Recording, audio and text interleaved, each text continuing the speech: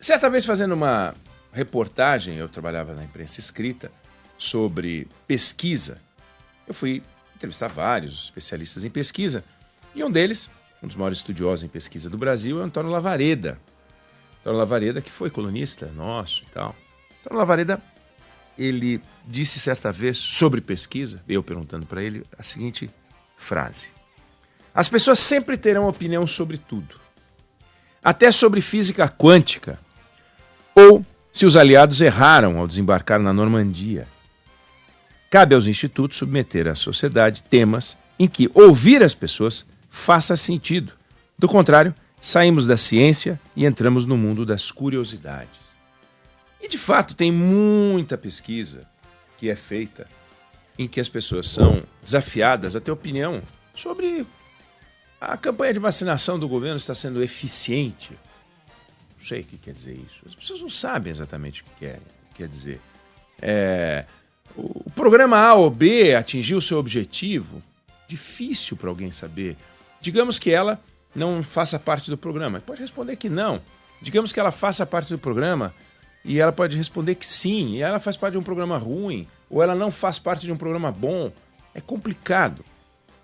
Então as pesquisas, em geral, e eu não estou me referindo a pesquisas de intenção de voto, eu me refiro a pesquisas em geral, são mais eficientes quando você vai ouvir um determinado público sobre aquilo que aquela pessoa entende, né? E saiu uma pesquisa, agora, mais uma pesquisa, mostrando que a imagem do governo está ruim, que a imagem do presidente Lula está ruim. E essa pesquisa se encaixa na categoria das pesquisas em que as pessoas sabem do que estão falando. Porque elas têm uma sensação, elas podem não conseguir explicar exatamente aquilo que elas estão sentindo, porque as perguntas sempre dirigidas acabam às vezes forçando que a pessoa coloque a resposta numa determinada gaveta. Por exemplo, qual é o principal assunto? Qual é o principal ponto que te incomoda? Economia ou desemprego? Por exemplo, um dos itens é desemprego, outro é economia. Eu lá sei se economia é desemprego, se economia não é desemprego, se o preço dos alimentos é economia, se economia... Às vezes dá uma certa imprecisão, mas, ainda assim, todos os números mostram que a situação do governo está ruim. Então, por mais que haja uma certa imprecisão, por mais que as pessoas não saibam encaixar exatamente a resposta na categoria que o pesquisador imaginou, né, aquele que fez as perguntas, a situação do governo não é boa. Essa pesquisa é uma pesquisa que foi buscar entrevistados em 8 estados, Bahia, Goiás, Minas Gerais, Paraná, Pernambuco, Rio de Janeiro, Rio Grande do Sul e São Paulo. E conforme você vai vendo os resultados, você vai vendo que a aprovação do governo está muito ruim. Não tem nenhum estado onde a desaprovação esteja caindo e a aprovação subindo. Não tem. Em todos os estados, a desaprovação é que sobe e a aprovação é que cai. E cai forte a aprovação e sobe forte a desaprovação. Isso vale para avaliação, aprovação do governo, vale para a avaliação do governo. Então, aprova ou desaprova o governo e a avaliação do governo se entende que o governo é negativo ou positivo. Em todos os estados a situação é ruim, né? Quando perguntam sobre os assuntos econômicos, nos últimos 12 meses a economia do Brasil piorou. Todos acham que a economia do Brasil piorou. O que é isso? É uma conspiração? As pessoas estão dispostas a prejudicar esse governo? Não conseguem compreender os alcances das medidas geniais que esse governo está tomando? Ou será que, porventura, esse governo não está conseguindo, não é se comunicar como a simplicidade das explicações governamentais normalmente ataca? Não, temos um problema de comunicação. Não, esse governo não está conseguindo fazer aquilo que tem que fazer. Primeiro, rumo. Pergunte, não aos entrevistados, à população em geral, pergunte aos ministros, um dos 150 ministros que trabalham nesse governo, pergunte o seguinte: qual é a direção que o presidente deu nas reuniões ministeriais? Que Brasil o país, o presidente desenhou, né? E eu não estou falando daquele lado romântico, I have a dream, mas ainda podemos começar no I have a dream. I have a dream. E eu tenho um sonho. Com que Brasil o presidente Lula sonha? O Brasil em que a Petrobras venda gasolina direto, o Brasil em que as pessoas possam comer picanha. Isso é um programa de governo? Um Brasil em que todo mundo ganha a mesma coisa, um Brasil em que as pessoas que ganham até R$5.000 não pagam imposto. Como é que é esse governo, esse país? Né? Que país é esse que está na cabeça do presidente da República? Então a gente pega, por exemplo, alguns países que eles querem progresso e crescimento. E para fazer progresso e crescimento, que aí pode ser aquele sonho, I have a dream, meu sonho é um Brasil com progresso e crescimento, o presidente Lula diria isso naturalmente, as ações são todas coerentes. Vamos buscar quem tem dinheiro. O que eu preciso fazer para buscar quem tem dinheiro? Eu preciso desregulamentar a economia, eu preciso desburocratizar, eu preciso abrir os portos, eu preciso fortalecer a infraestrutura, eu preciso fortalecer o mercado de capitais, eu preciso aumentar a segurança jurídica, eu preciso assinar acordos internacionais, sei lá, estou inventando aqui, mas é uma lista de pautas coerentes com uma visão de progresso. Agora, como é que é a minha visão de progresso? Como é que é a visão de progresso do presidente Lula? Que visão de progresso que ele tem? Quais são as ações coerentes, todas na mesma direção, levando o Brasil para o progresso? O que é? É o programa Pé de Meia, aí é o programa Farmácia Popular, aí é o programa Minha Casa Minha Vida. Todos caminham na mesma direção. Pegar dinheiro e gastar cada vez mais dinheiro no assistencialismo. Cada vez mais. É esse o projeto do governo? Ok. Acho que é hiper válido num país onde a sociedade é pobre que você ampare quem mais precisa. Mas como que você vai fazer isso? Na cabeça do governo, tirando dinheiro dos ricos. Porque na cabeça do governo, deste governo, a riqueza de um país é como a reserva de petróleo. Você só tem aquilo, então se você tira, vai diminuindo. Não, riqueza é algo que se produz. Então é preciso produzir riqueza, para produzir riqueza é preciso estimular a riqueza, para estimular a riqueza é preciso atrair quem invista. Então, quais são as medidas que o governo está tomando de concretas para tornar o Brasil um país atraente para o capital? Para que a gente possa crescer o PIB de forma tão impressionante que os recursos que o governo precisa não vão impactar no aumento de carga tributária, porque o nosso PIB vai crescer muito. Pode até reduzir a carga tributária, porque a quantidade de dinheiro que vai entrar nos cofres do governo vai ser ainda maior. O governo vai arrecadar mais com 28%, 29%, 27% de carga tributária do que arrecadar hoje com 35%. Porque esse governo talvez não consiga entender, ou não queira entender, ou não está preocupado em entender coisa alguma, que 35% de 100, que dá 35, é a mesma coisa que 17,5% de 200. Então, se você pega e faz o PIB brasileiro aumentar muito, você pode reduzir a carga tributária e você consegue arrecadar mais. E com esse crescimento da carga tributária, todo mundo ganha. Ou melhor, com esse crescimento do PIB, todo mundo ganha, todo mundo enriquece. Tira a pressão sobre a Previdência, se desvincular naturalmente a Previdência do salário mínimo. Dá espaço para o crescimento do salário mínimo. A defesa do salário mínimo começa a ser uma questão menor, porque o PIB está crescendo tanto que as empresas, para contratar, vão ter que pagar mais do que um salário mínimo, porque vão ficar brigando pelos melhores talentos. As pessoas vão ter vontade e estímulo de empreender, ou vão ter vontade e estímulo de se formar cada vez mais para poder disputar o mercado. A pressão sobre os programas sociais vai cair, um número cada vez menor de pessoas vai precisar do Bolsa Família. O Bolsa Família vai deixar de ser tentador. Hoje é um programa tentador. Não apenas necessário, mas também tentador. Muita gente fica diante do dilema entre ficar com Bolsa Família e fazer bico ou arrumar um emprego de salário mínimo para manter a família inteira. Não dá. O casal tem 4, 5 filhos. Mulher não pode trabalhar, pode lavar roupa para fora. O marido trabalha, ganha por fora, porque também é uma economia informal. Recebe o Bolsa Família e continua nessa estrutura. Mas, de repente, os filhos podem se qualificar. Aí a gente vê o que está acontecendo no governo, e volto à pesquisa em seguida. Na área da saúde, por exemplo, o governo deixou vencer vacina. Mais do que o governo Bolsonaro deixou vencer vacina.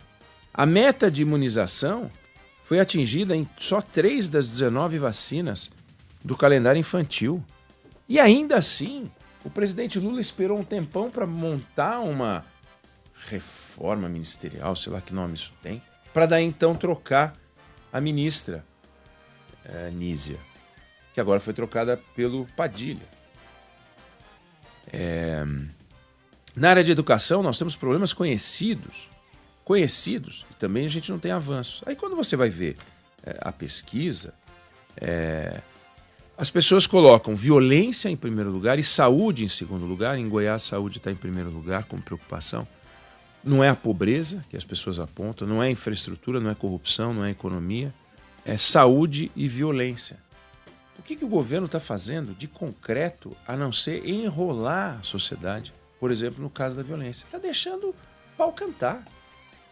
O governo federal, de maneira absolutamente irresponsável, deixa o pau cantar.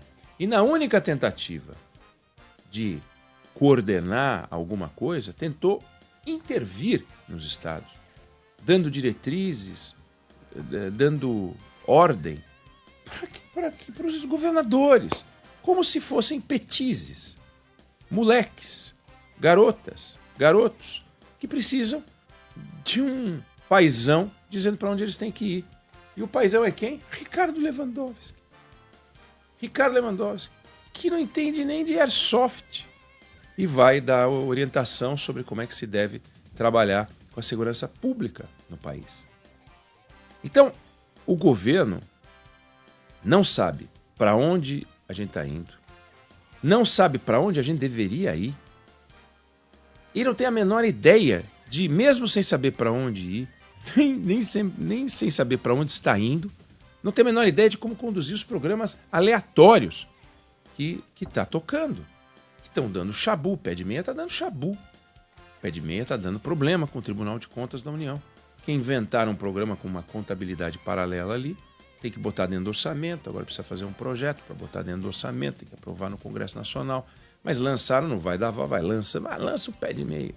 Aí o presidente vai à televisão e faz propaganda política, eleitoral, do Pé de Meia, e vamos ter o Pé de Meia licenciatura. O problema do Brasil é gente que queira ser professor.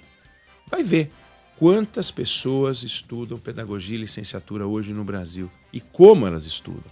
Estudam remoto, não é presencial. É uma loucura o que está acontecendo. Que tipo de curso o governo está estimulando quando o governo dá o Pé de Meia licenciatura? A ideia? Que tipo de caminho? O ministro Camilo Santana, que fez um trabalho em educação importante quando ele era governador do Ceará, ele está conseguindo replicar no Brasil, de alguma maneira, um pouco daquilo que ele conseguiu fazer no Ceará? Como? Quanto? Quais são as conquistas reais, mensuráveis? Na área da saúde, ruim. Não fez um trabalho admirável. Então, as pessoas vão ser entrevistadas e falam, nos últimos 12 meses a economia piorou. Aí perguntam sobre os alimentos. Tem como não dizer que subiram? A totalidade das pessoas diz que subiu.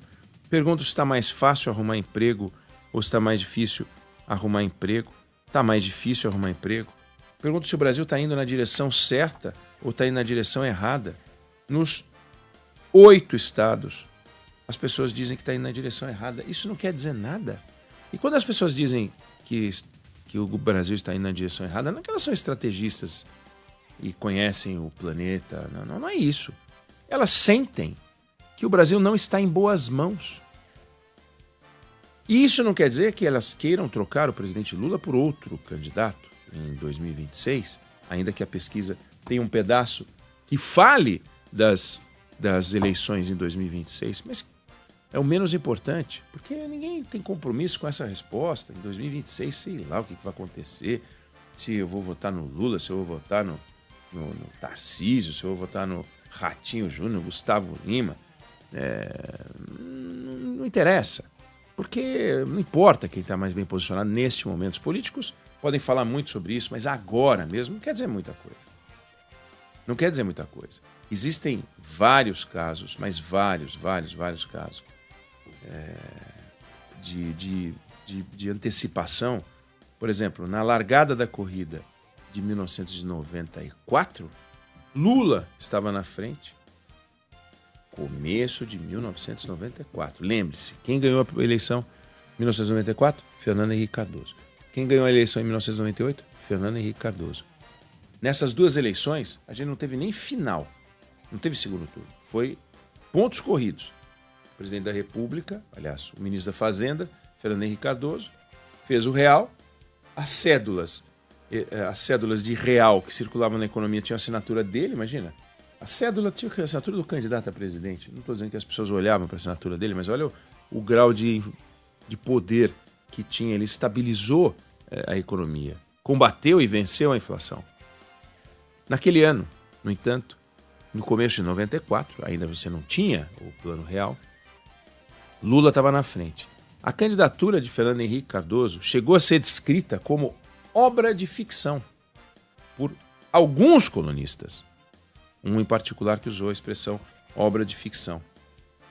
Nos primeiros levantamentos de 2002, quando... Bom, lembrando que Fernando Henrique ganhou, e ganhou no primeiro turno, aquele que representava uma candidatura que era uma obra de ficção, ganhou no primeiro turno. Em 2002, eleição vencida por Lula, e no segundo turno ele foi com Serra, quem aparecia lá no topo das pesquisas, em algum momento? Rosiana Sarney, filha do ex-presidente José Sarney. Não se sabe da campanha dela, não fez campanha, teve problemas e tal, acabou saindo. No início de 2010, o Serra parecia ter chance real de vitória. No entanto, foi vencido por Dilma Rousseff. Então, falar sobre quem vai ser o candidato, quem vai ganhar a eleição, isso não faz o menor sentido. Mas essa parte, se o presidente está indo na direção certa, se o governo Lula tem que fazer um governo igual ou diferente, todo mundo disse. Mas assim, de 78% a 86%, minto, a 87%, nesses 8 estados, todos dizem que o presidente Lula tem que fazer um governo diferente. Eu não vou...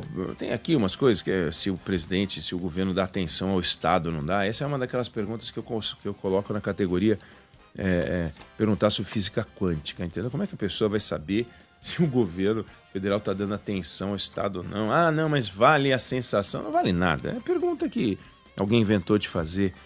Mas os problemas são os de sempre. Olha lá, violência, de novo, em outras pesquisas apareceu, e saúde. Mas de longe, 34% das pessoas em São Paulo, saúde 19%. A enchente, né, que é uma coisa passageira, também aparece. Mas, por exemplo, pobreza está com 2%, de 2 a 4% das preocupações das pessoas, e saúde vai de 11 a 40%. Então, é muito distante. E aí depois vem aquela parte dos candidatos que eu prefiro pular agora, e se eventualmente a gente voltar a esse assunto, a gente até pode comentar. Mas só para dizer o seguinte, as pessoas, elas não são bobas. As pessoas sabem o que elas querem. O governo é que não sabe o que quer. E quando uma pessoa que sabe o que quer está diante de um governo que não sabe o que quer, ela desaprova esse governo. Porque ela se sente nas mãos de um capitão que não sabe para onde está rumando o barco. E ela sabe para onde ela quer que o barco vá. Um lugar onde tenha sol, um lugar onde tenha areia, um lugar onde tenha água de coco, um lugar onde haja felicidade, progresso e felicidade, satisfação, sucesso, conforto para a família, um futuro, um norte, um direcionamento. É tudo que elas não têm hoje. O resumo dessa pesquisa é governo sem rumo, governo sem norte e sem bússola e sem plano e sem nada, indo. E aí você vê a bateção de cabeça, uma hora tira fulano, depois tira Beltrano, depois e fica essa coisa da indecisão, tudo é um mês, tudo é 2 meses, tudo é 3 meses, e as queimações internas, enfim. A pesquisa ela é muito útil. Se o governo quiser pegar essa pesquisa, assim como outras que saíram recentemente, para fazer uma análise e uma autocrítica com responsabilidade, porque o que a gente ouve contar das pessoas que têm acesso ao presidente é que ele está absolutamente impermeável a qualquer crítica, acha que tudo aquilo que as pessoas não respondem do jeito que ele gostaria é porque falta propaganda, divulgação, falta comunicação. Falta. É importante que o governo comunique, é importante que o governo faça propaganda, é importante que o governo divulgue aquilo que está fazendo. Mas é importante fazer também, né? Porque senão vai divulgar o quê? Vai ficar fazendo pronunciamento porque não tem o que entregar. Eu não sei se você concorda ou discorda, mas essa é a opinião que eu tenho sobre esse assunto.